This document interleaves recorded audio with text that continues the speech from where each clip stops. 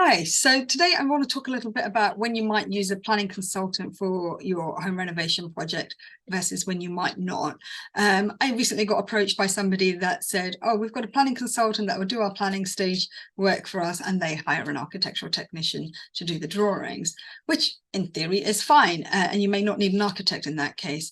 And then I asked, why are they using the planning consultant? And they said, oh, because the planning consultant said that they can get planning. So again, no issue there. Planning consultant will be perfectly well versed to be able to get planning permission for a small scale extension if that is what they specialize in. What you might find that when you work through that route is that the architectural technician will give you kind of, a box on the back with no kind of real understanding of what is going on inside the space and your relative needs to that.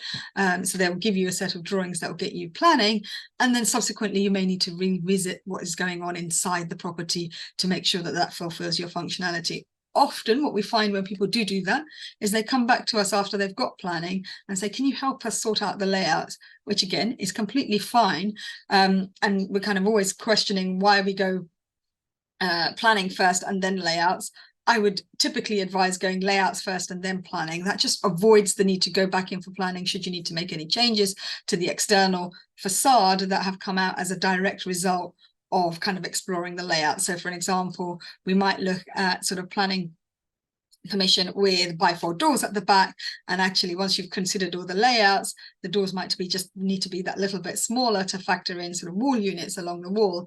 And if you haven't thought about that before you go in for planning, you then have to go back in under perhaps a minor amendment to make some changes. So that's something to think about depending on which route you want to go down.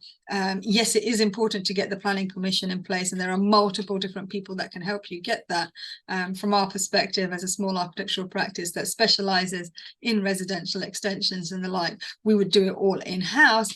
Where we might consider engaging with a planning consultant on a residential extension is if we're looking to do something a little bit more complex, or if the need merits a little bit more kind of planning nuances around there and overcoming those issues. So from that perspective, it's really understanding what it is you're looking for, where you want the relative value. Are you looking to understand the functionality of the inside space as well as the outside space and how it all looks, and then consider who you're hiring on that basis. So I hope that gives a little bit of insight as to when you might choose a planning consultant for a small scale residential extension, and when you might consider to work with an architect from the outset.